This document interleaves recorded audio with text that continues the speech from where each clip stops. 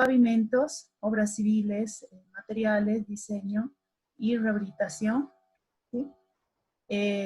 Con cursos realizados y avalados por la Asociación Técnica de Carreteras de España. El ingeniero ha realizado una serie de proyectos viales a nivel nacional, trabajando en empresas muy reconocidas como Impotec, Cimentatec, y en los últimos años se desempeña como consultor geotécnico para diferentes proyectos que más que todo se abocan en el oriente del país.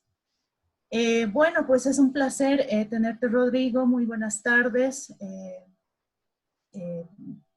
Bienvenido aquí al webinar que vamos a llevar a cabo, dirigido obviamente hacia la carrera de Ingeniería Civil y también a nuestros queridos graduados. ¿Cómo estás? Muy buenas tardes. Hola Fabiana, buenas tardes. Te agradezco muchísimo por la presentación. Yo a Fabiana la conozco precisamente porque ella estaba saliendo de la empresa Incotec. Ella era jefa de estudios geotécnicos y yo entraba en su lugar. Es una profesional igual muy reconocida y le agradezco la deferencia que ha tenido conmigo por invitarme. Muchas gracias, Rodrigo. Bueno, pues entonces te voy a invitar a que tal vez demos inicio a nuestro webinar. Sin antes, vamos a explicar cómo va a ser la modalidad, ¿sí?, de este webinar. Vamos a hacer primero la ponencia tuya, ¿sí? A las personas que nos están siguiendo, por favor, si alguien tiene alguna inquietud, vamos a estar atendiendo sus consultas, los que están conectados en el Zoom. Tanto en la sección de preguntas y respuestas, por favor, viertan sus preguntas, o tal vez al terminar el webinar pueden levantar la manito para que yo les ceda la palabra. Con mucho gusto me va a resolver todas las inquietudes que tengamos referente a este tema que es tan apasionante, que son las fundaciones profundas y la geotécnica, ¿sí? Entonces, bueno, pues Rodrigo, yo creo que vamos a tener que dar inicio al webinar. ¿Podría comenzar, por favor? Muchísimas gracias, Fabiana. Entonces, vamos a comenzar con el webinar de Fundaciones Profundas. Como explicó brevemente Fabiana, vamos a hacer el webinar de manera corta y las preguntas se van a ir registrando, y al final de la presentación voy a responder una a una las preguntas. Esto para no perder un poco la dinámica. Quisiera, por favor, si hay algún problema de conexión, algún problema de audio, que no esté compartiendo la pantalla, por favor me lo manifiesten, ¿no? Yo te escucho claro, Rodrigo. Muy bien. Muy bien.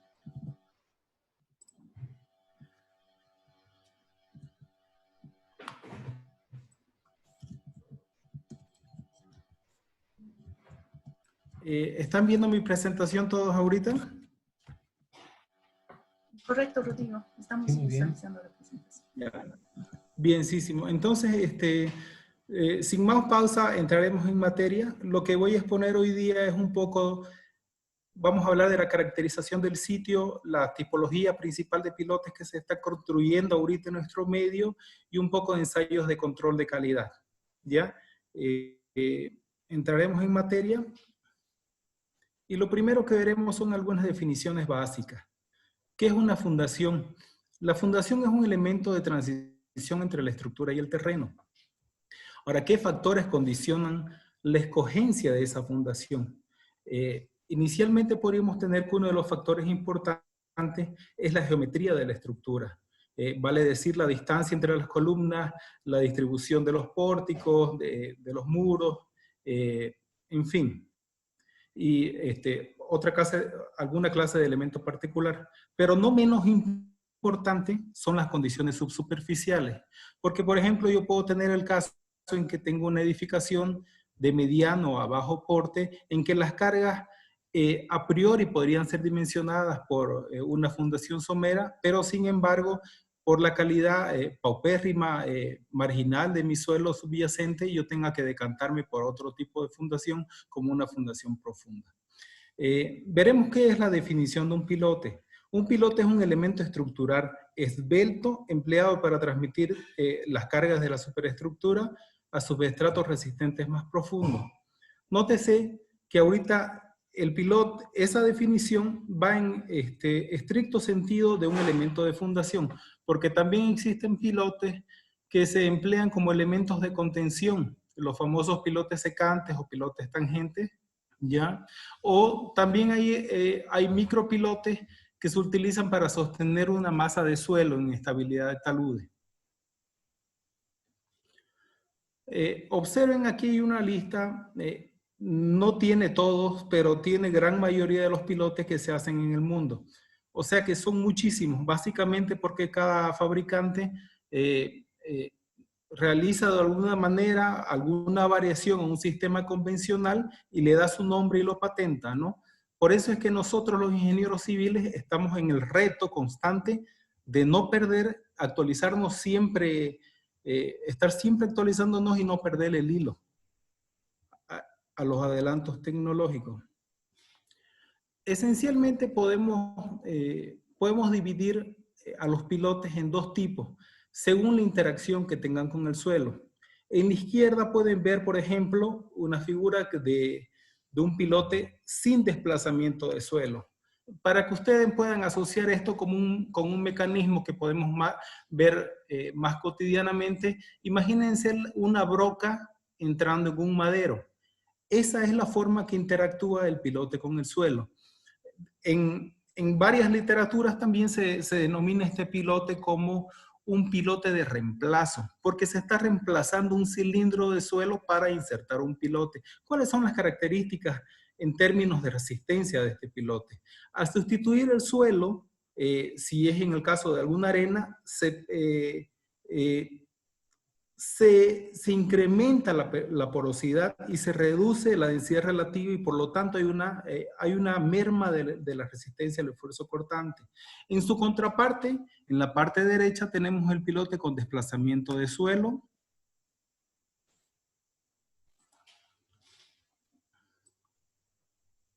Observen la forma con que interactúa el pilote con el suelo. Podríamos asociar esto, por ejemplo, como un tornillo entrando a la madera, ¿no? En este caso, la forma que tiene de insertarse el pilote en el suelo confiere una especie de empuje pasivo hacia el suelo que le da muchísimo mejores propiedades de adherencia y por lo tanto de capacidad en el fuste. Fleming en su libro del 2008 hace una breve clasificación en este esquema de los pilotes con desplazamiento y sin desplazamiento.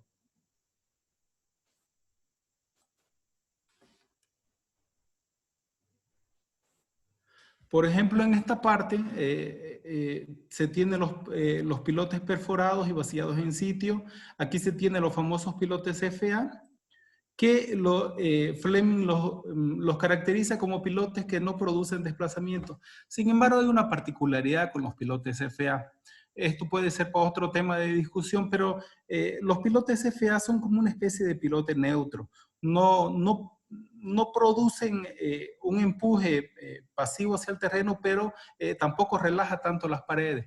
Inclusive, hay investigadores que dicen que dependiendo de la técnica constructiva, la velocidad con que yo ingreso la herramienta de perforación y con la que yo la retiro, puedo conferirle al pilote propiedades de un pilote de gran desplazamiento o también puedo arruinar totalmente mi pilote y convertirlo en un pilote perforado. Un pilote perexcavado que pertenece a la tipología de pilotes sin desplazamiento de suelo. En la figura ustedes van a ver una secuencia constructiva. Esta secuencia puede variar un poco. Por ejemplo, en este pilote se observa que se está realizando una camisa de guía. ¿Ya? Esta camisa está dotada en el extremo de una corona dentada y la camisa va ingresando. Aquí en la figura se ve, por ejemplo, que ingresa hasta este sector donde hay un riesgo de inestabilidad en las paredes. Una vez se ha estabilizado esta parte con la camisa, entra una herramienta de perforación. Este es un balde de perforación. También alguna gente lo debe conocer como el pilote tipo caizón, ¿ya? Una vez está ingresada la camisa, entra la herramienta de perforación con este aparato, que es una especie de balde, realiza la excavación, el balde va sacando los residuos, obviamente también asistido de recirculación de fluidos, puede ser bentonita o polímero. Una vez se ha realizado la excavación total del pozo, se ingresa un tubo que se denomina TREMI. Este tubo se ingresa hasta el final y asistido de un sistema de dotación de hormigón se empieza a vaciar el hormigón desde la parte inferior hasta la parte superior. Por diferencias de densidades, el hormigón empieza a desplazar la bentonita que se utilizó para retirar los residuos y se termina el proceso constructivo de esta manera. Hay un detalle acá, ¿no? Que fíjense que en esta figura, antes de realizar el hormigonado, se colocó el canastillo, porque los pilotes a veces son tan grandes que los empujes del hormigón no dejan a veces ingresar el canastillo y tenemos ese problema. Se ha sabido que se han llegado hasta longitudes de 100 metros y diámetros entre 1 metro a 4 metros. No tenemos diámetros tan grandes en Bolivia, ¿no? Pero en otras latitudes sí, con máquinas mucho mejor dotadas. Aquí hay un video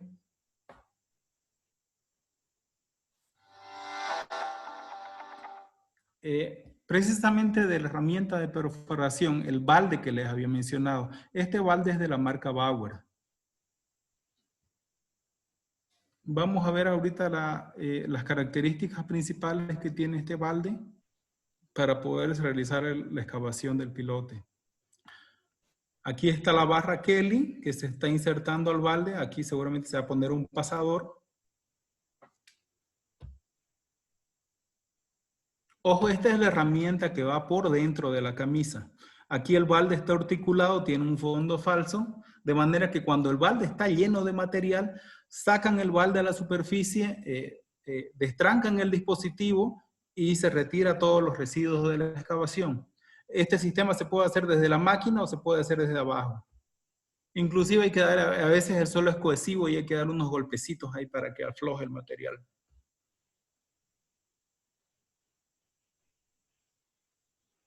Estas máquinas modernas tienen sensores que le avisan al operador cuando el balde está lleno.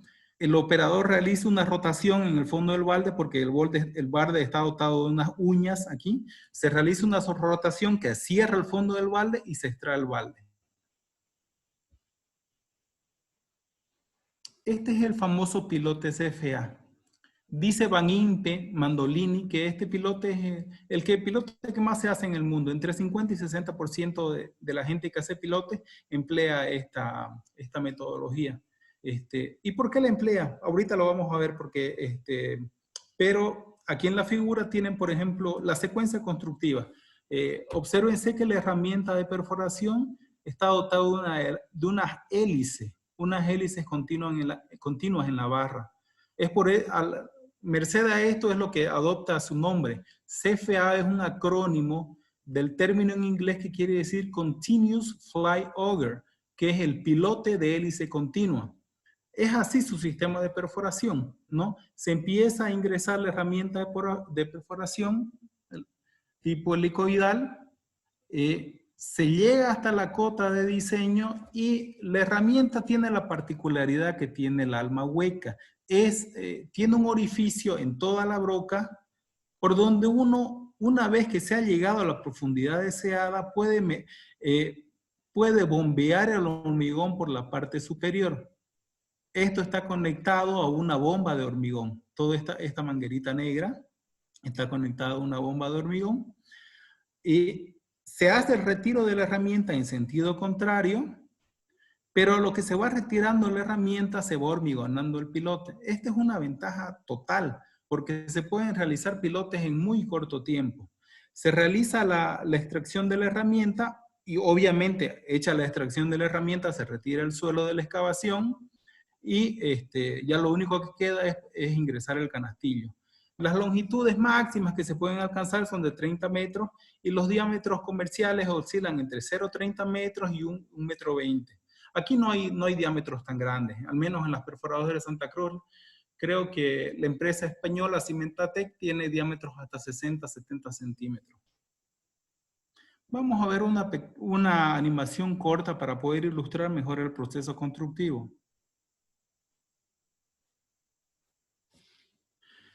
Este es un pilote que dicen los fabricantes que puede tener un rendimiento entre 300 a 400 metros lineales.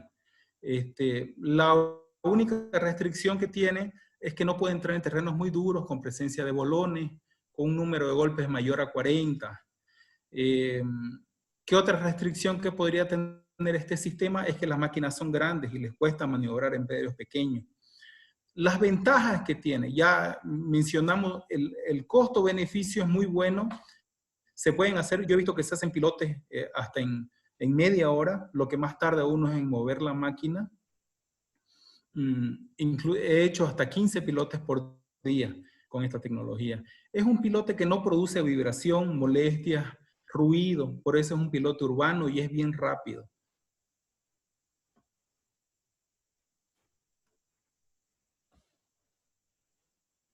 Bueno. Hablemos un poco de los pilotes de desplazamiento. Como les mencioné anteriormente, según la geometría que le den los fabricantes a la herramienta de perforación, reciben diferentes nombres. Por ejemplo, van a ver aquí el pilote Atlas, el pilote DeWalt, el pilote Fundex, el pilote Oliver, el pilote Omega y estos que son menos conocidos. Cada uno tiene sus particularidades que ahorita vamos a comentar un poco.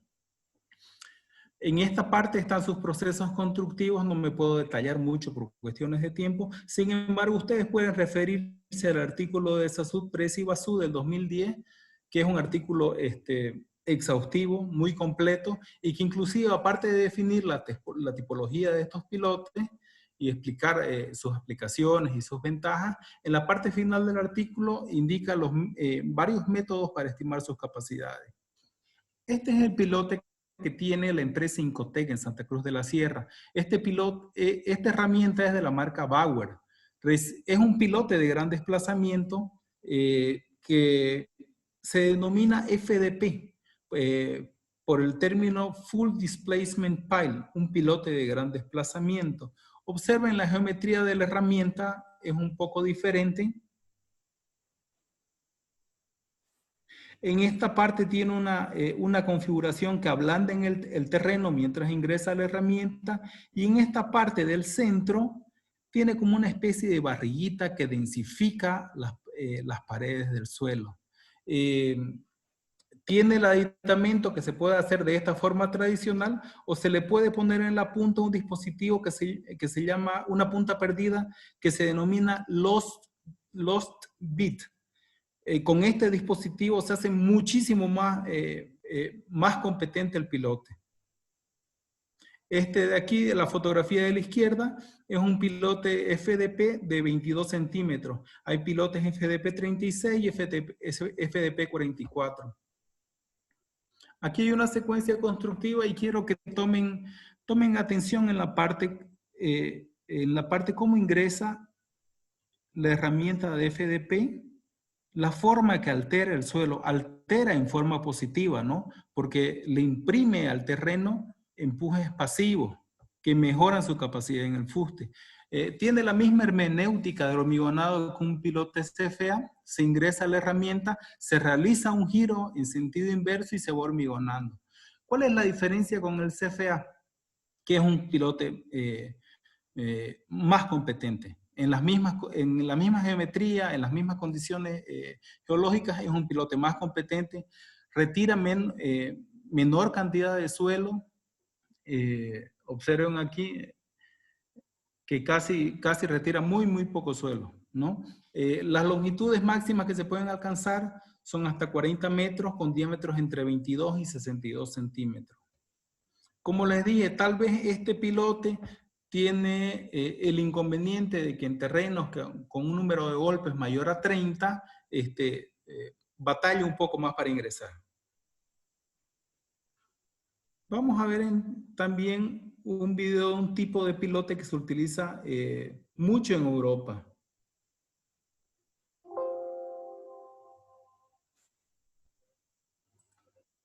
Perdón. es el pilote Omega. Es otro tipo de pilote de desplazamiento. Este pilote se usa en Estados Unidos, en Europa, no llega tanto acá. Observen que el hormigonado se hace a través de una bomba. Es un hormigonado con presión. Es muy parecido al pilote que tiene en Coteca, el FDP. Este es otro pilote que se utiliza también en Europa, que es el pilote Atlas.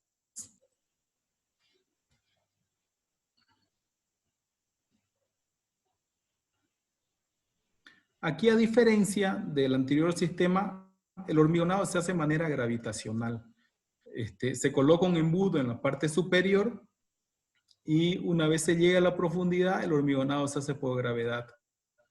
Observen que la forma con que entra lentamente la herramienta. ¿Por qué entra tan lento? Y fíjense que también tiene el aditamento de la punta perdida, el lost bit. Entra tan lento para conferirle al terreno esa forma con aletas. Yo pensé que era simplemente una animación, ¿no? Que el pilote realmente no tenía esa forma, un pilote con unas alitas un poco raro, ¿no? Obviamente son máquinas con gran torque, reducidas, no de diámetros tan grandes. Y vamos a ver posteriormente una excavación que se ha hecho un pilote de este tipo y la verdad cómo queda la geometría en el fuste, ¿no? Observen lo que les dije, el vaciado es de forma gravitacional. Este es un proyecto que se hizo en Bélgica, pertenece al proyecto, a este artículo, Excavation of Step Piles en Limelet. Limelet es el lugar, el campo experimental donde se realizó la extracción de pilotes. La verdad es que en muy poca bibliografía donde se haya extraído pilotes, porque cuesta mucho. Yo cuando estuve el anteaño pasado realizando experimentos en el campo de Santa Cruz, en el West, tratamos de realizar extracción de pilotes. Fue muy, muy complicado, no pudimos extraer ninguno, ¿no? Hay que tener excavadoras, grúas, mucha potencia. Observen el pilote de Boal, el de Wal y el Fundex, y el Omega, que tienen esta forma un poco barrigoncita en el fuste, porque son pilotes de desplazamiento. Pero miren de bonito los pilotes Atlas y Oliver, ¿no? Realmente tienen la forma que nos dice el fabricante. Estas fotos fueron cortesía de mi profesor en la maestría, del profesor Daniel Verástegui, ¿no? Ustedes, si van al artículo, van a encontrar unas fotos en blanco y negro que no tienen tanta calidad. Les explicaré también un poco del pilote raíz. El pilote raíz es un pilote que no se hace mucho en Latinoamérica, pero sí es conocidísimo en el Brasil. Es uno de los pilotes más potentes, que tiene mucha capacidad. Es un pilote que aquí está su secuencia constructiva, es una especie de pilote hincado, ¿no? Se ingresa una camisa que tiene igual un extremo dentado, se va metiendo la camisa hasta la profundidad deseada de proyecto, se ingresa el canastillo y aquí hay una diferencia. No se realiza un hormigón por gravedad, estamos asistidos de una bomba para realizar un hormigonado con alta presión. Vamos hormigonando y extrayendo la camisa, ¿no? Hasta que retiramos la camisa totalmente. Una vez retirado la camisa de manera definitiva, queda un pequeño menisco, una pequeña diferencia por el volumen de la camisa que antes ocupaba en el orificio. Esa también se vuelve a hormigonar y se inyecta presión de aire. ¿Y por qué se llama pilote raíz? Porque a veces en estratos blandos es tanta la fuerza, la presión del aire, que empiezan a realizar una especie de pelitos, de raíces, una forma radicular, y el pilote, si se lo ve, tiene una forma de raíz, por eso se llama pilote raíz. Estaca raíz, le dicen los brasileños. Muy buena capacidad tiene. Aquí también los clásicos pilotes hincados, que no tenemos mucho en Santa Cruz.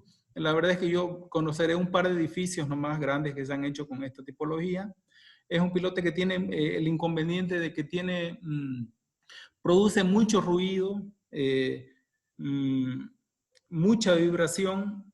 Aquí le vamos a mostrar un video más o menos de la secuencia constructiva.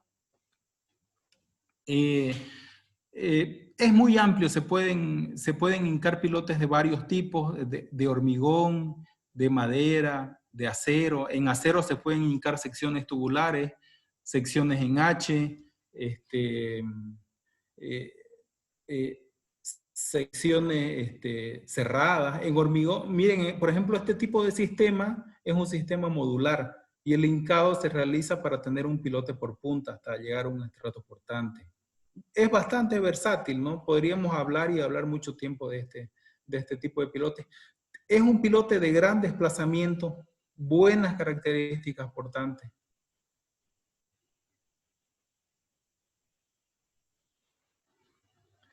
Aquí hay otro pilote que se llama el pilote Franchi.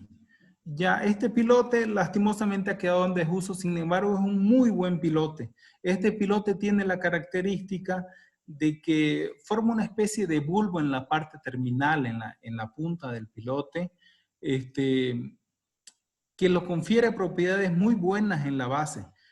¿Cómo se realiza este pilote? Se va hincando una camisa, ¿ya? Solo que en esta parte, a diferencia, por ejemplo, el pilote raíz, no se va realizando una excavación, sino que se mete una especie de argamasa, un hormigón bastante seco, una mezcla de cemento, arena y grava, y se forma una especie de tapón, y con ayuda de un martillo se va golpeando en la base, y como está confinado la masa de hormigón, lo único que tiene que hacer es empezar a formar esta forma de cebolla, ¿ya? Este pilote ya no se hace mucho porque la verdad es que es muy laborioso para hacerlo, tarda mucho tiempo, hay pilotes que son mucho más baratos y se pueden utilizar en vez de pero usualmente todavía se hace, por ejemplo, en Europa, en Estados Unidos. De hecho, si ustedes revisan la norma alemana, van a encontrar varias páginas dedicadas a este pilotito, al pilote Franchi.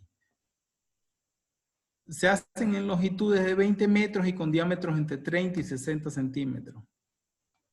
Aquí hay otra animación. Observen cómo la masa de hormigón va ingresando a punta de golpes al terreno, hasta que encuentra un terreno duro, y ahí es donde empieza a no poder ella más penetrar más y formar una especie de esfera. Aquí hay una diferencia en los procesos constructivos. Perdón. Los brasileños, por ejemplo, ellos le siguen echando ese hormigón muy seco y van realizando este procedimiento en todo el fuste, de manera que el fuste queda con una forma de barriguitas en toda su extensión. La otra variación es la que, por ejemplo, vamos a ver el video, en que por gravedad se vacía el hormigón, y la última es que también se vacía por capas el hormigón, pero cada capa se le va inyectando aire. Aquí vemos unas fotografías de la extracción de unos pilotes Franchi. En la izquierda, esto se ha sacado del libro de Coduto. Este es un mini pilote Franchi. Aquí está mal, ¿no? Tiene 600 milímetros en 60 centímetros en la base, y estos pilotes ya son unos pilotes mucho más grandes. Estos pilotes igual, esta fotografía nos la cedió gentilmente el profesor Verástegui. Vamos a ver los pilotes helicoidales. Son los famosos helical piles. Son pilotes muy versátiles. Se pueden utilizar en muchos tipos de edificaciones, por ejemplo, en vallas publicitarias, en torres, para hacer anclajes, como pilotes en lugares donde no se necesita mucha vibración, mucha perturbación a los vecinos.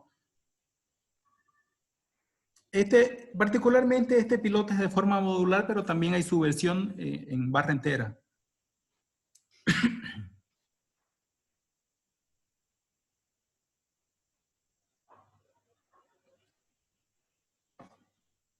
estas versiones del video son pilotes helicoidales mucho más robustos, ¿no? Hay versiones más chicas para hacer recalces en edificaciones.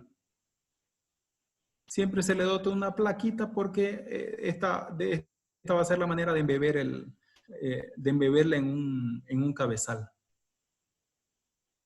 Se inyecta con lechada.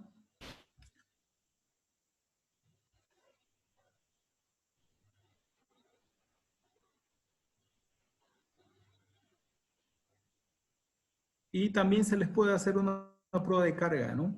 Dice aquí el video que alcanzan hasta 100 toneladas, sin embargo, eso en nuestros suelos locales probablemente no creo que sea tan así. Vamos a ver los micropilotes. Esencialmente, por definición, un micropilote es un pilote que tenga más o menos de 15 centímetros para abajo, entre 10 y 20 centímetros. Ahora, en España, por ejemplo, a cualquier pilote que tiene menos de 30 centímetros ya lo denominan micropilote. Si caracterizamos así solo por su diámetro, hay muchísimos tipos de realizar micropilotes. Por ejemplo, este pilote, como es de diámetro pequeño, se puede realizar con una herramienta de diamantina e inclusive puede perforar hasta rocas, ¿no?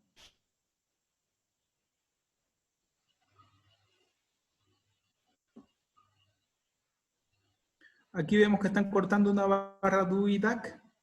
Como son pilotes tan chicos, no se le puede poner un canastillo de armadura, y están los separadores, así que se tiene que armar de esta forma con una barrita. Igual son vaciados con lechada.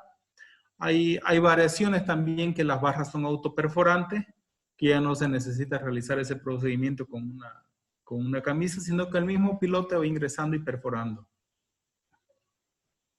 Hay también, estas son las muchas herramientas de perforación para los diferentes tipos de suelos que existen. Es muy versátil, por ejemplo, aquí verán que se pueden hacer en posiciones inclinadas para hacer anclaje.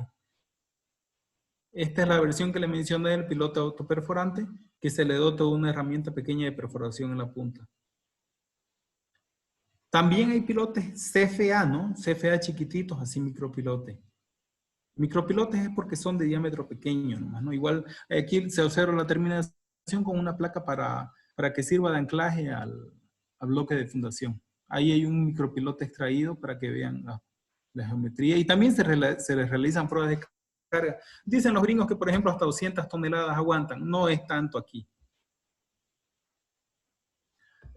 Quisiera mostrarles también la versatilidad de estos sistemas. En la izquierda van a ver una intervención que se ha realizado en una edificación que presumiblemente ha tenido asentamiento.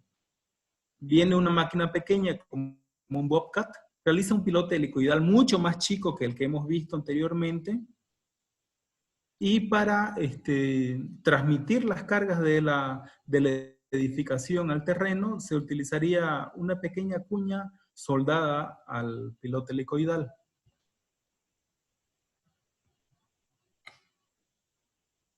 Listo, solo es comprar este aditamento nomás, ¿no? Que es un rotopercutor. Ahí está solventada la situación. Por otro lado, les voy a mostrar un sistema constructivo que utilizan mucho los brasileros, que es el pilote Mega. Estaca Mega, dicen.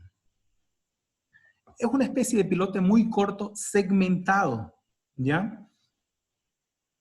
Se realiza una excavación en el lugar donde se quiere intervenir y se hincan segmentos de pilote, así como está, asistidos de un gato y una bomba hidráulica. La reacción es en madero, es la misma edificación, la misma casa, y se van hincando segmentos hasta que se llega a un estrato portante y se coloca una especie de cabezal y unos bloques para dar la terminación definitiva al pilote.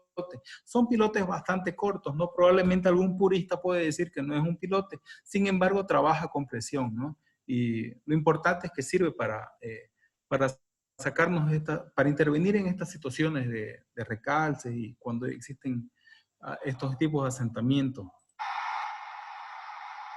Por si no quedó claro el sistema constructivo, aquí vemos el proceso real.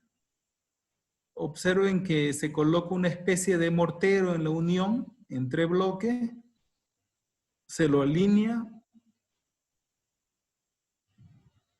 y el efecto de compresión es lo que da la vinculación entre los bloques. Ahorita lo que sigue es probablemente realizar poner el gato exactamente, poner un madero que sirva de reacción contra la estructura y empezar a abrir el gato de manera de hacer una especie de hincado de ese bloque. Ahorita vamos a ver cómo se va hincando el bloquecito.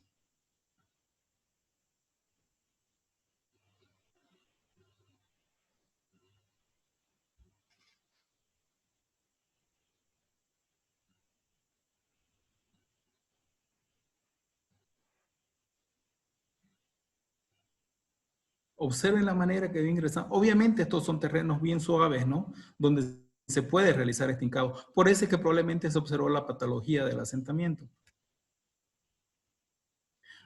Pasaremos entonces a la segunda parte de nuestro webinar, que es la caracterización geotécnica del terreno para fundaciones profundas. Pero ¿qué ensayo vamos a utilizar? Aquí vemos del artículo de Main del 2006 alguna serie de ensayos de caracterización del terreno en sitio. Por ejemplo, tenemos el conocido, viejo y conocido SPT, tenemos el dilatómetro de Marchetti, tenemos el presurímetro, tenemos el CPTU con medición de poros, el CPTI con medición de resistividad del terreno, el CPT con medición sísmica, el dilatómetro sísmico. En esta parte tendremos los ensayos geofísicos. Aquí está el crosshole, el downhole de ondas superficiales, y aquí está el SPT con medición de torque.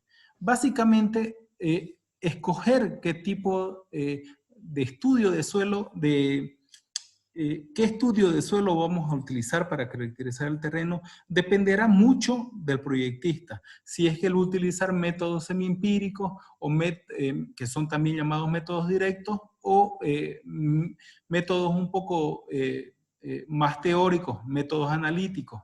En el caso de utilizar métodos directos, podría utilizar hacer sondeos con SPT o CPT. Si es que, por ejemplo, el proyecto es de gran envergadura, un edificio muy grande, alguna edificación que requiera un mayor control y un mayor grado de dificultad, por ejemplo, haremos algún sondeo con recuperación continua de muestras, ¿no? Y donde nos interese realizar algún estudio, sacaremos alguna muestra inalterada y la llevaremos al laboratorio para obtener los parámetros resistentes y de elasticidad.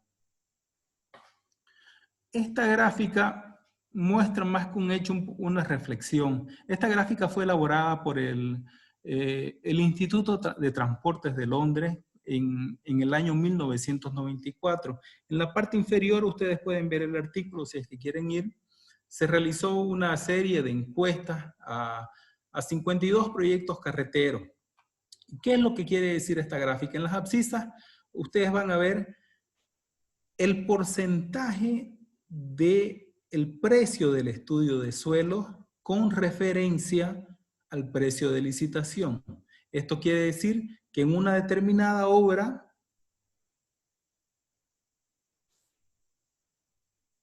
por ejemplo esta, yo gasté un 6% en el estudio de suelo. Y en la parte de las ordenadas está el sobreprecio final de la obra.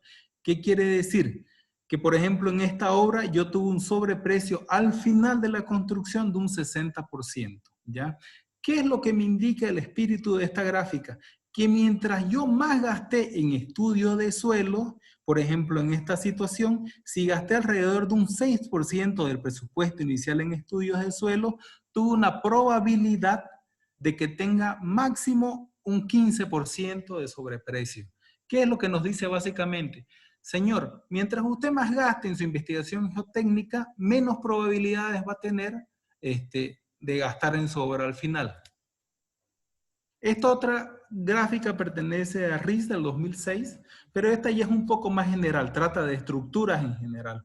Por ejemplo, veremos que con muy poco gasto habrá una posible falla de la estructura. Si gasto un poco más, habrá reparaciones debido a asentamientos diferenciales, y si gasto un poco más, solo tendré que hacer una pequeña reparación adicional, pequeña reparación adicional innecesaria, hasta que llegará un punto donde yo tendré plenamente caracterizado y los ensayos ya serán redundantes. Bueno, redundantes nunca van a ser, nunca se le puede decir eso a un geotecnista, ¿no? Pero llegará a ese punto en que ya yo tendré menos posibilidades de tener un sobreprecio o un defecto posterior en mi obra. Interesante, por ejemplo, para un tema de tesis, sería realizar una investigación aquí en nuestro medio y ver este porcentaje de equilibrio para ver cuánto yo tendría que gastar como porcentaje en la investigación geotécnica para no tener un gasto posterior o una futura patología en mi obra. Usted va a pagar por los estudios de suelos, hagan o no se hagan. Parafraseando al ingeniero Mario III de Incotec, que decía: los ensayos los estudios de suelo se pagan ahorita o se pagan después. Esa es la verdad. Porque si, por ejemplo, yo como geotecnista, yo como diseñador, me traen un estudio de suelos con información escasa, yo voy a tener que cubrir mis espaldas y mis incertidumbres, aumentando el factor de seguridad y robusteciendo las fundaciones. Ahora, ese sería el mejor escenario, porque inclusive a veces yo puedo tener fundaciones muy grandes, muy robustas, pero que porque no han sido bien investigadas, pueden tener asentamientos diferenciales y fallas en su etapa de servicio. A lo que viene este corolario, que las fallas en las estructuras causadas por problemas en el suelo son consideradas como la más costosa en el campo de la construcción.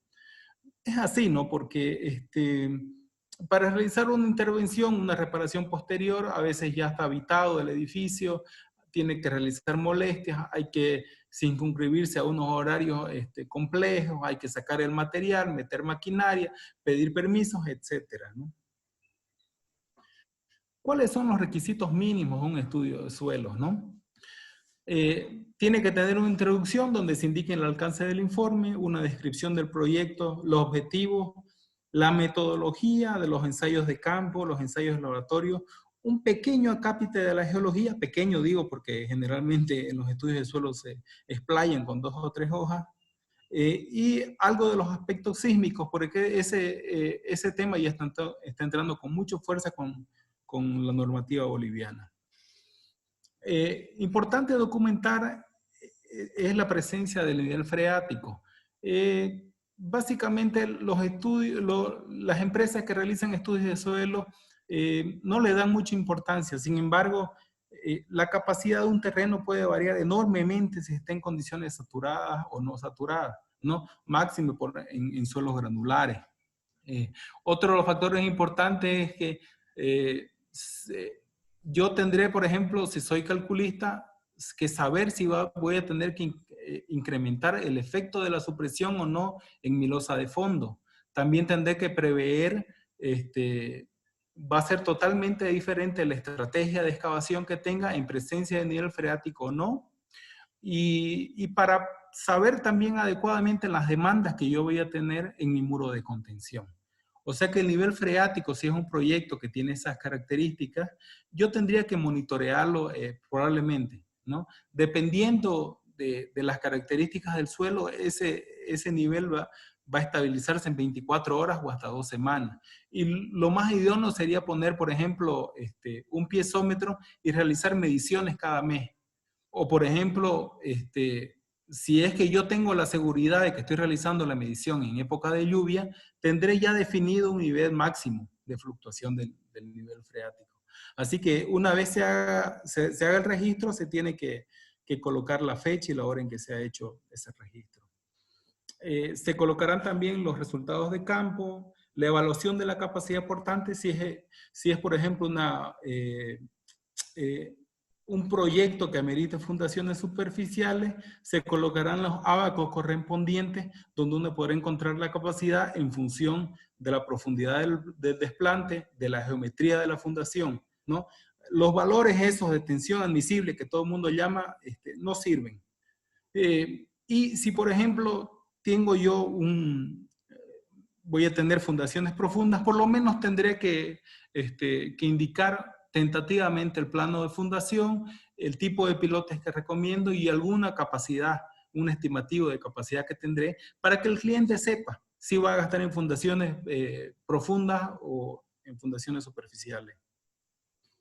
Algo importante que hay que colocar en los anexos es las coordenadas geográficas del sondeo, porque es importante, porque a veces se realiza el sondeo, no se le pone dónde está ubicado, y a veces el sondeo se realiza antes que haya la demolición de la estructura anterior, así que cuando vienen a demoler la estructura, el dueño aprovecha y que está la maquinaria y dice, bueno, va a tener estos sótanos, cábenme 2 metros más. Así que cuando viene el geotecnista a realizar la evaluación de los pilotes, ve que no puede referir ese sondeo a ninguna altura, no sabe cuánto tenía. Si es que no se tiene un instrumento como una estación total, se puede tomar, aunque sea referenciar ese nivel, con referencia, valga la redundancia, a algún elemento fijo como la calzada, ¿no? Con un nivel de manguera se puede hacer eso. Se puede decir, el sondeo estaba a medio metro con referencia a la altura de la calzada. Número de sondeos que se tiene que hacer. Esto me recuerda mucho a una historia muy bonita que es de Sam y Dave, que son dos chicos que se ponen a cavar en su jardín para poder encontrar los tesoros que tenía. Le habían dicho que tenía tesoros. Y cavan y los pobres niños nunca encuentran los tesoros que tenían. Y sin embargo, observen ustedes que el perro siempre está cerca, ¿no? Apunta, cava, solo que no le dan la importancia. La historia termina con que al final los niños cavan y llegan al mismo lugar de donde partieron, que era su jardín.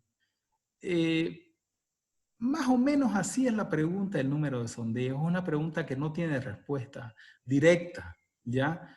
Si bien algunas normativas dan algunas recomendaciones sobre un número mínimo de sondeos, cuando uno tiene una estratigrafía errática, intercalada, depositada de forma inclinada, esas recomendaciones van por el suelo, ¿no?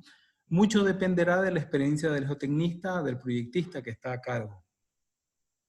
A mí me gusta tomar la recomendación del profesor Dick Ramberberian. Aquí en la parte inferior izquierda va a encontrar,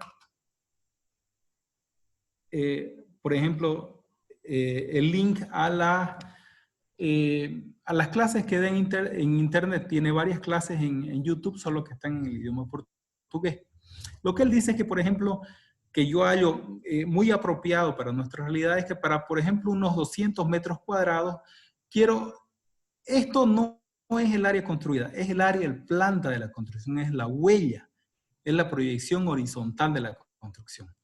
Por ejemplo, para 200 metros cuadrados será un buen número, 2 sondeos, por ejemplo, de 400 a 600 metros cuadrados construidos en planta.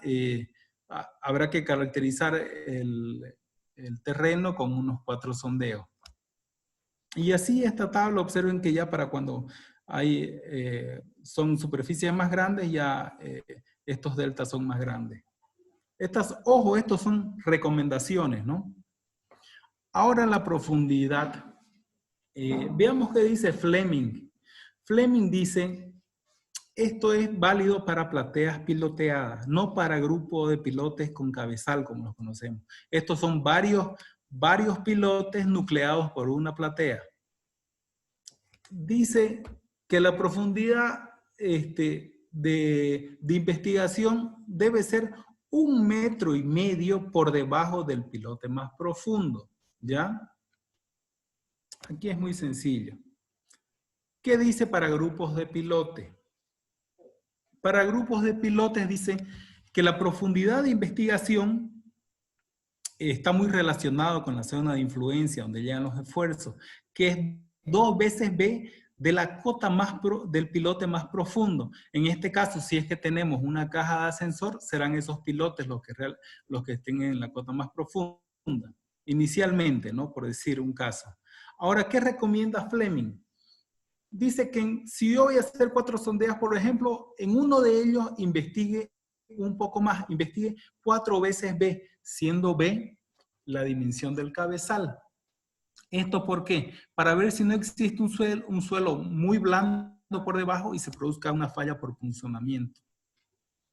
¿Qué dice el Eurocódigo? El Eurocódigo me dice que yo debo investigar una profundidad ZA por debajo de la punta de los pilotes, del pilote más profundo, y esta profundidad ZA vendrá dada por el mayor de estos criterios, donde ZA en una situación puede ser el lado más angosto del cabezal, ZA puede ser 3 diámetros o ZA puede ser 5 metros.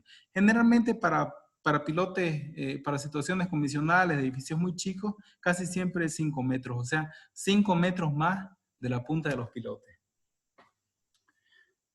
Citando a Glasop, que afirma que si usted no sabe lo que debería estar buscando en una investigación geotécnica, es muy probable que no encuentre nada que le pueda servir. Eso es cierto, porque usted tiene que tener un poco de conocimiento de las fundaciones, de los sistemas constructivos, tecnología local.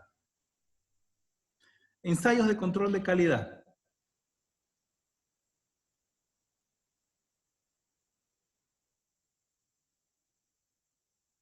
¿Cuál es el propósito de las pruebas de carga? El propósito es verificar la capacidad de carga del pilote, que esa capacidad de carga sea mayor que la resistencia nominal empleada en el diseño. Generalmente se hacen pruebas de carga al inicio, mucho antes de la construcción de los pilotes y ya cuando se está construyendo los pilotes. La prueba de carga por referencia es la prueba de carga estática de la parte superior del pilote hacia abajo. La prueba head down se llama en inglés, ¿ya? Static load, head down, static load. Esta prueba sigue siendo la referencia porque en esta se aplican cargas verdaderas y se miden las deformaciones verdaderas del pilote. Estas deformaciones se miden con algunos dispositivos analógicos o digitales cuya precisión está indicada en la norma. Se aplica la presión a través de un gato que tiene como reacción todo este sistema de reacciones, ¿no? Aquí está una viga principal y aquí están unos pilotes a tracción y unas vigas secundarias.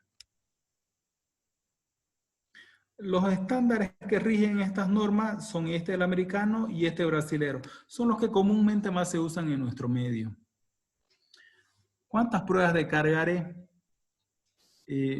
Una buena referencia es tomar, por ejemplo, la normativa brasileña, que le dice que si, por ejemplo, en mi obra yo tengo más de 100 pilotes, es obligatorio que yo realice una prueba de carga, ¿ya? Si tendré,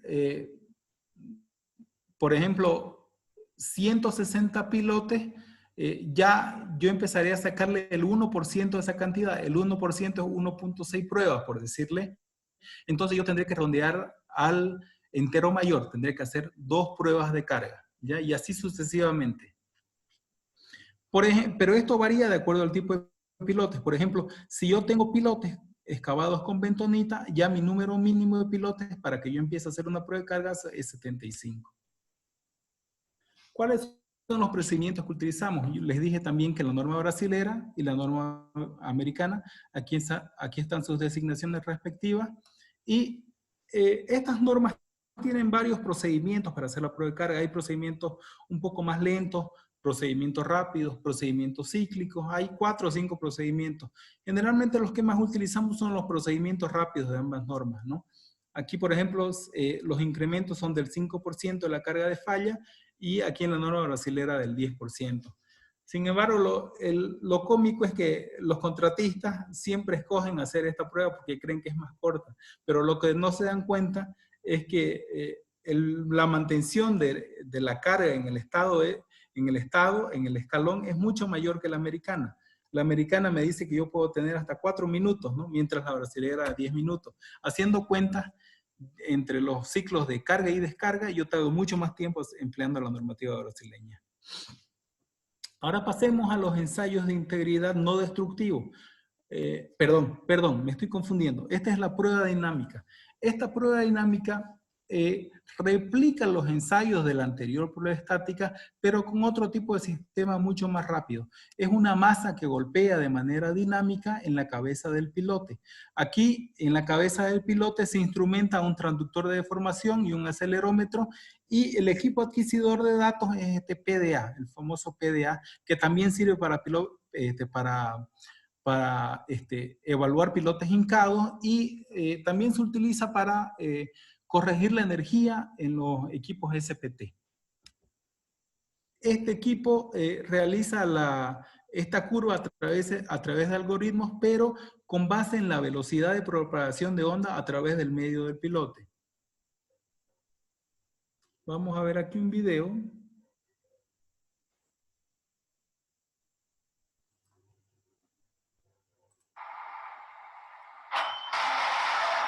Listo, ya acabó la prueba dinámica. ¿Cuál es la cantidad de ensayos dinámicos? Apoyándonos también en la norma brasilera, los brasileros son bien enfáticos y dicen que si usted no quiere hacer prueba de carga estática, ya pasó sus 100 pilotes y tiene que hacer una carga estática, usted la puede reemplazar con 5 cargas dinámicas, 5 pruebas dinámicas.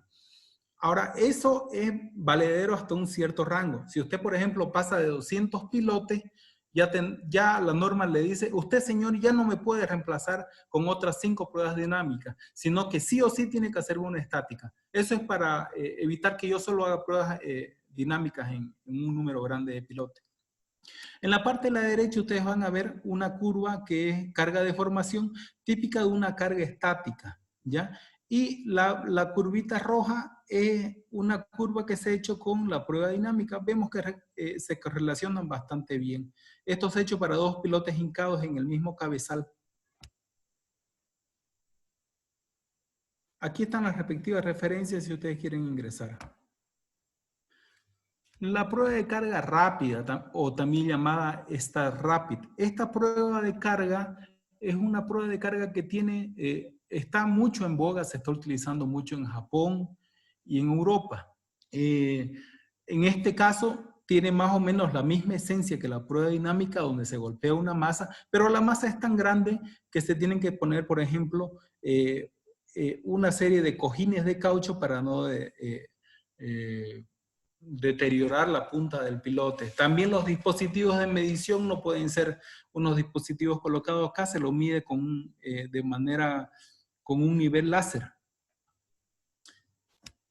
Esta prueba tiene la ventaja de que es muy rápida, se pueden hacer fácil 4 pruebas al día, ¿no? Lo que uno le cuesta es mover toda esa maquinaria. Por ejemplo, aquí vamos a ver en funcionamiento esta prueba de carga rápida en unos pilotes que se hicieron en Barcelona.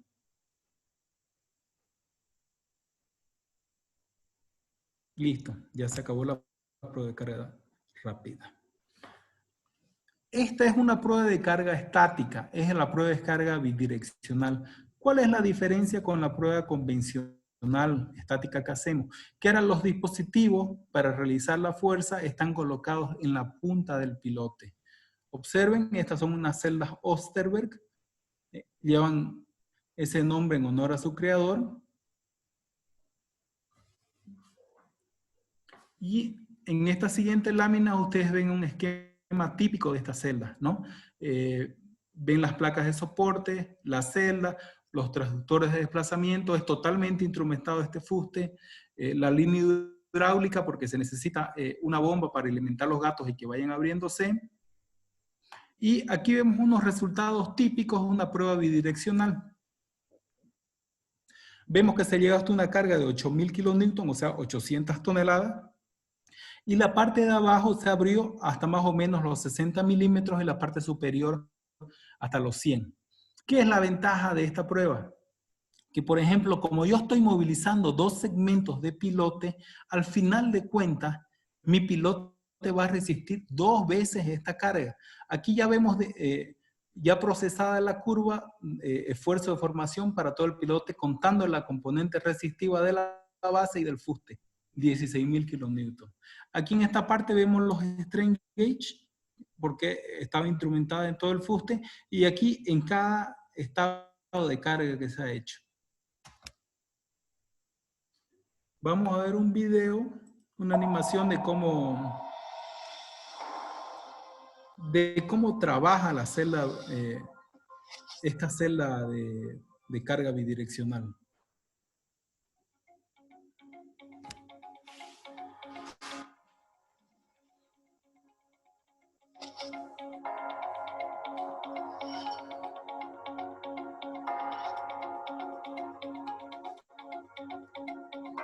Esta es la marca comercial Streinstal, pero generalmente se trabaja con celdas Osterberg, ¿no? Osterberg en honor al creador, porque el creador era un brasileño, Osterberg, más o menos en la época de 1981 en Brasil.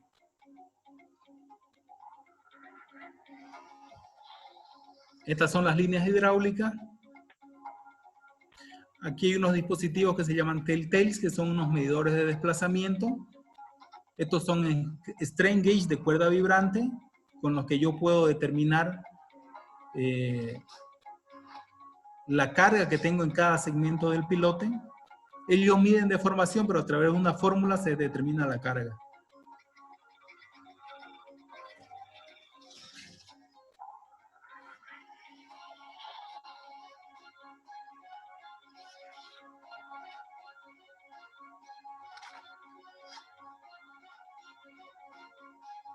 Bueno. Incotec tiene su versión de la celda de carga. La diferencia es que en vez de rellenarse el gato y abrirse con líquido hidráulico, se lo inyecta con lechada. Generalmente lo están utilizando esto en puentes, ¿no? Porque precomprime de una manera la base del pilote y da muy buenos resultados, ¿no? Obviamente, aunque lo vende Incotec de manera comercial, ya lo tiene de manera comercial, yo lo he aplicado en varios proyectos, hay poca investigación todavía que respalde de manera teórica su funcionamiento y la manera en cómo puede beneficiar al pilote, cuantificar, ¿no? Cuantificar la manera en cómo puede beneficiar la capacidad resistiva de la punta. Este es el de aquí es el famoso PIT, es un ensayo de integridad del pilote no destructivo. Se basa igual en la transferencia de onda a través del medio del pilote. Ustedes pueden ver en la gráfica celeste de aquí abajo que este es un registro típico donde se registra el golpe y hay una onda grande y se registra otra onda con mayor amplitud en esta parte, pero que esta significaría el cambio de impedancia, cambiando ya del pilote al terreno. En este caso, el pilote está en buen estado. Sin embargo, el mismo pilote, si tiene alguna alteración en ese camino hasta la punta del pilote, ya podemos nosotros inferir que hay algún tipo de anomalía. Por ejemplo, puede ser un estrangulamiento, un defecto mayor como una discontinuidad o un abultamiento. Aquí en la figura de la izquierda podrán ver, por ejemplo, que la onda, que D1, un defecto en esta parte le correspondería a esta amplitud de onda, un D2 le correspondería a una amplitud de onda, pero que no llega todavía a la punta del pilote, y D le correspondería a la onda rebotada con un pilote totalmente sano. Aquí van a ver una animación de lo sencillo que es hacer el PIT. ¿Por qué es sencillo? Hay que resanar, bueno, no resanar, allanar la parte superior del pilote para garantizar una buena continuidad entre el golpe y la onda. Inclusive con una amoladora se puede pulir esa superficie. Ese es el adquisidor de datos.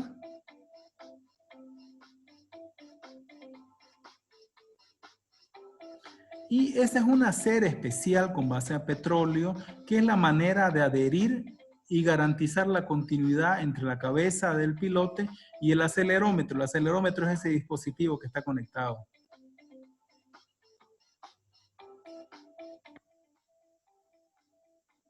Se le van dando golpecitos para ver en distintos lugares cómo va viajando la onda.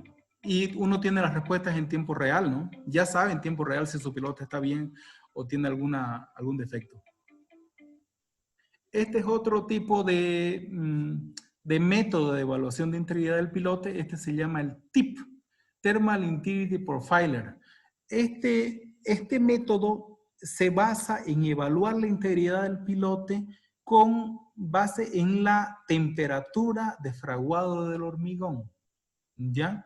Se meten unos cables térmicos, voy a ver si tengo la foto aquí, sí, una especie de cables térmicos en esta parte. Esos lóbulos blancos son como unos termómetros, ¿ya? Estos cables se los mete antes del vaciado, se vacía el pilote y no tiene que pasar más de media hora, sino el ensayo no sirve, que uno tiene que colocar estos adquisidores de datos que se llaman TAP. Ahora bien, cuando uno está colocando los cables, como son cables que tienen continuidad, este aparatito que se llama el TAC es el que detecta si hay continuidad, porque como son se ponen en varias partes del pilote, nos dan una especie de tomografía en 3D. Y si un cable no está funcionando, no vamos a tener el registro de ese lado donde probablemente hay algún defecto constructivo.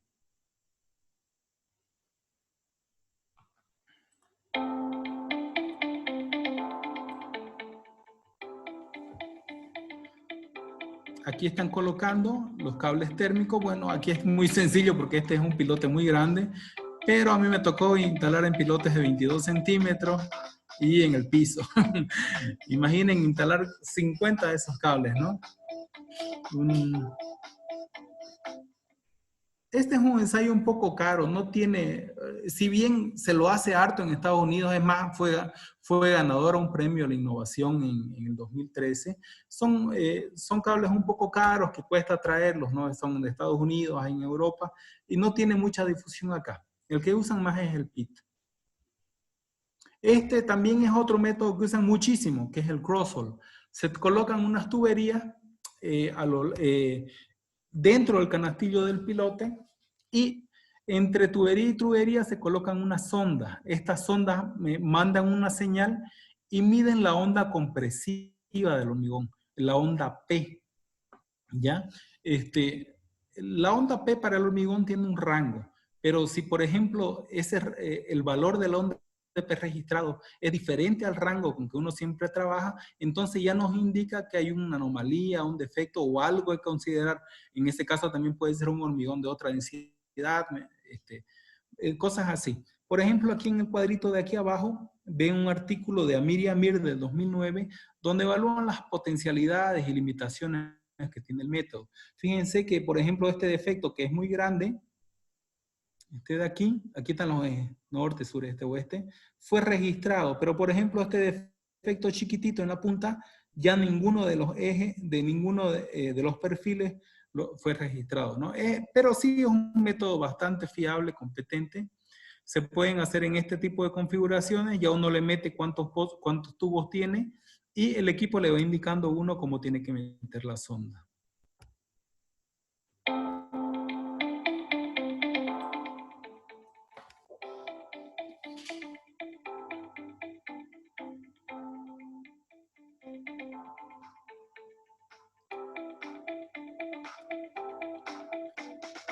Este es el cross-hole, pero por ejemplo, cuando todas las tuberías se tapan y uno solo tiene una, se puede meter la sonda emisora y la receptora en un mismo tubo y esa variante se llama downhole.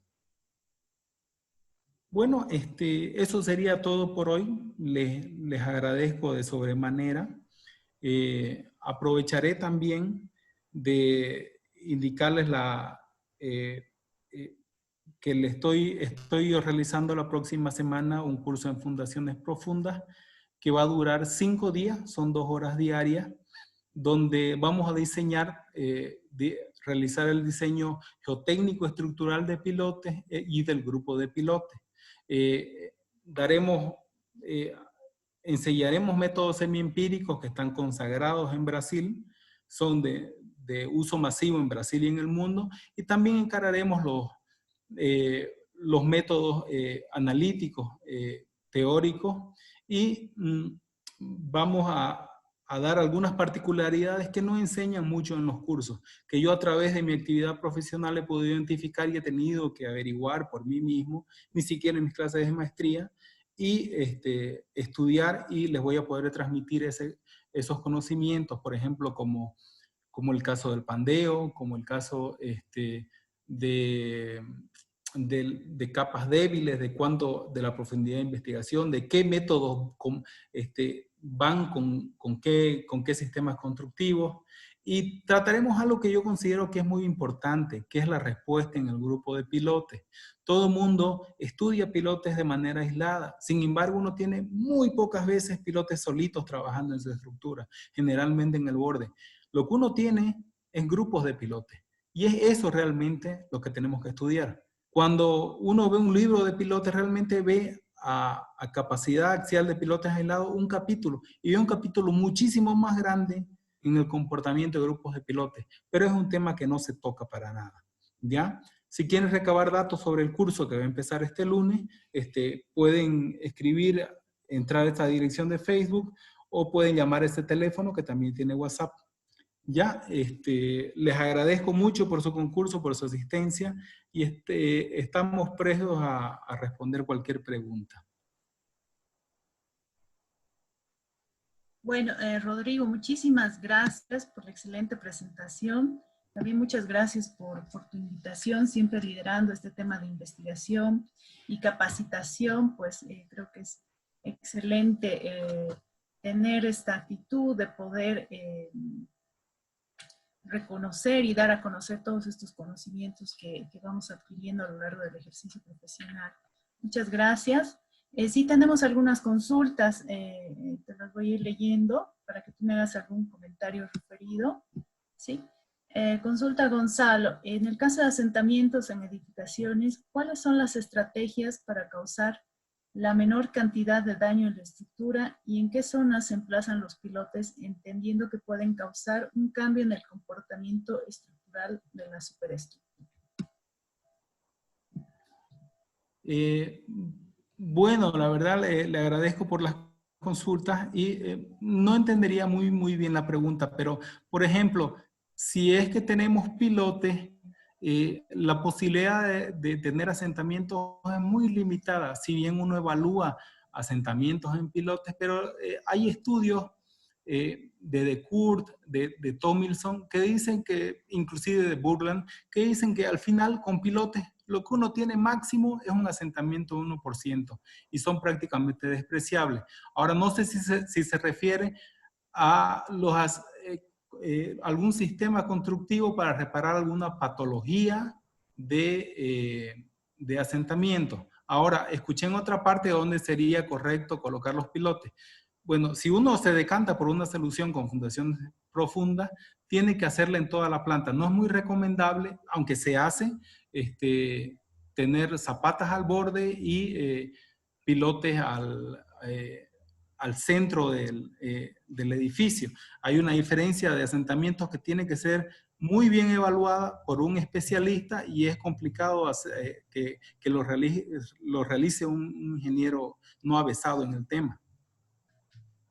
Gracias, Rodrigo. Sí, tal vez sería complementar la pregunta, a ver en qué tipo de terreno, ¿no? Si hablamos de de asientos, yo también pensé que la pregunta era referida a suelos arcillosos, ¿no? Que es donde generalmente tenemos más presencia de estos problemas. Bueno, otra consulta, indica Gustavo, ¿en qué casos recomendarías tú aplicar el expander body? Bueno, el expander body es un sistema que desarrolla Incotec, que ellos lo han patentado con base en tecnología sueca y ahorita lo están vendiendo en Lima, se ha aprobado también en Estados Unidos, que mejora las capacidades portantes de la punta, ¿ya? No hay mucha investigación más que de los propietarios y los vendedores del expander, ellos solo han sacado artículos, pero hay algo que es inevitable y que yo lo he comprobado. El expander body te mejora entre 40 y 50 toneladas en la capacidad de punta. ¿Ya? Ahora lo que falta es un desarrollo teórico que soporte estas evidencias experimentales. Sin embargo, es un dispositivo que a todas luces le va a mejorar la capacidad. Si usted, por ejemplo, tiene algún estrato donde usted dude de la capacidad en la punta, donde por ejemplo puede ser que es estratificado y usted pueda tener el peligro de tener algún horizonte de arcillas débiles, yo le recomendaría que en ese caso, para uniformizar y estar seguro que usted va a movilizar la resistencia de punta, le puede poner un expander. Gracias, Rodrigo.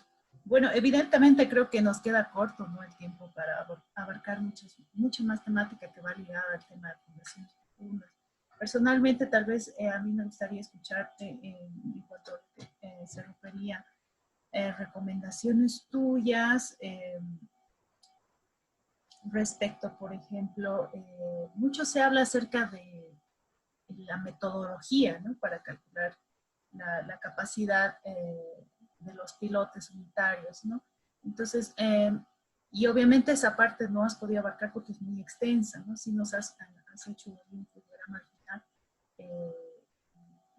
Y a veces se percibe, ¿no?, en el medio más preocupación acerca de qué metodología de cálculo que voy a utilizar yo y cuáles serían tus recomendaciones respecto a qué otras consideraciones deberíamos tomar en cuenta en el momento de hacer un diseño de un piloto, ¿no? Me refiero al tema de tipología, al tema de la ejecución, ¿no? ¿Hacia dónde deberíamos apuntar? Bueno, Fabiana, con respecto a la pregunta de, por ejemplo, qué método de evaluación, es algo que yo siempre me preguntan. Todos los métodos son buenos, ¿ya? Porque en sí las estimaciones de pilotes son tan groseras que todos los métodos tienen un factor de seguridad. ¿Qué es lo que yo veo que es más importante que el método? Más importante es el parámetro geotécnico, ¿ya? Porque, por ejemplo, si yo quiero evaluar un ángulo de fricción, tengo que el coeficiente de variación para la determinación de un ángulo es que tengo una incertidumbre de más o menos 6 grados en la determinación del ángulo de fricción. O sea que lo que yo veo más importante es la estimación del parámetro. Y parafraseando a Mandolini, que Mandolini dice que mucho más importante que el método de cálculo que usted va a emplear es que el método de cálculo esté calibrado para su región.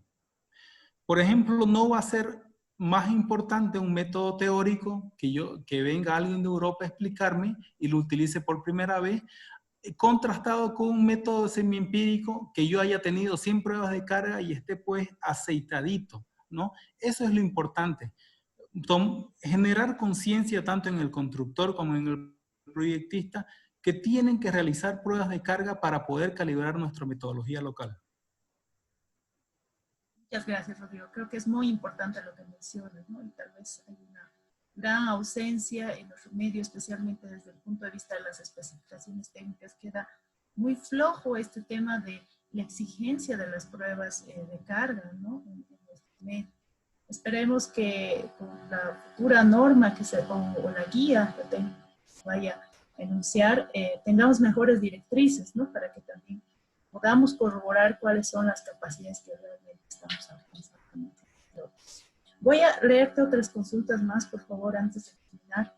Indican, en el caso de las pruebas de integridad de pilote al hacer las instalaciones de cables, ¿afecta el rendimiento del pilote que considera en el cálculo o es despreciable? Perdóname, Fabiana, no te pude entender muy bien la pregunta. Me imagino que la pregunta se refiere al PIT. Aquí dice si esto afecta el rendimiento del pilote. Entonces, tú les puedes aclarar. No. Son unos cablecitos bastante delgaditos. Se asemejan más o menos a esas luces de Navidad que uno le pone al árbol. Así son. Son delgaditas y se ponen precintadas en la armadura y no tienen absolutamente ninguna repercusión en la capacidad. Muchas gracias, Rodrigo. A ver, una pregunta bastante general, dice, ¿no? Hipotéticamente, si deseo construir un edificio de alrededor de 12 pisos cerca de casas colindantes que no poseen una cimentación adecuada, ¿qué cuidados deberíamos tener para evitar daños en las propiedades circundantes? Si es que se quisieran realizar sótanos, por ejemplo. La verdad es que ese es un tema muy complicado de evaluar, ¿ya? Alguna vez yo tuve personalmente un caso en que una persona estaba construyendo un sótano y estaba descubriendo totalmente los pilotes, ¿ya? Los pilotes pueden fallar por pandeo, ¿ya? Yo recomendaría que si uno no tiene no va a realizar un análisis bien a detalle con una persona muy calificada, pueda decantarse por utilizar un sistema menos riesgoso, por ejemplo, como muros pantalla, donde el muro se hace como un pilote, uno realiza el muro, es una piloteadora pero más larguita, termina de realizar el muro y recién realiza la excavación, ¿no? Ahora, si uno quiere hacer un sistema tradicional, tendría que evaluar ver algún tema de costo-beneficio para poder evaluar esa situación. Muchas gracias, Rodrigo. Sí, coincido contigo, creo que es una pregunta bastante general, hay mucho que estudiar, ¿no? Desde la estratigrafía del terreno, ¿no? Y ver las particularidades que tiene este.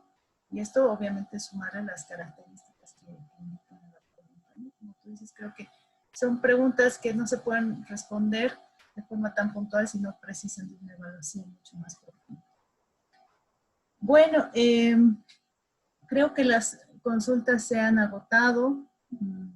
Yo de antemano te agradezco por darte estos minutos, estar acompañándonos y hacer una presentación tan interesante respecto a un tema que tal vez a veces en nuestro medio es como un tabú, ¿no? El tema de tecnología, ¿no? Muchas veces aún tenemos varios constructores y empresas que se aferran, ¿no? A sistemas de construcción que ya son bastante obsoletos, antiguos, ¿no? Sin desmerecer obviamente el trabajo que ellos hacen, pero ¿qué recomendaciones tú nos darías respecto a este tema de emplear ahora esta tecnología que sí se tiene, ¿no? Para tener realmente pilotes de calidad? ¿Qué ventajas tienen estos pilotes ante tal vez pilotes vaciados in situ que se vienen haciendo hace bastantes años en el país? Rodrigo.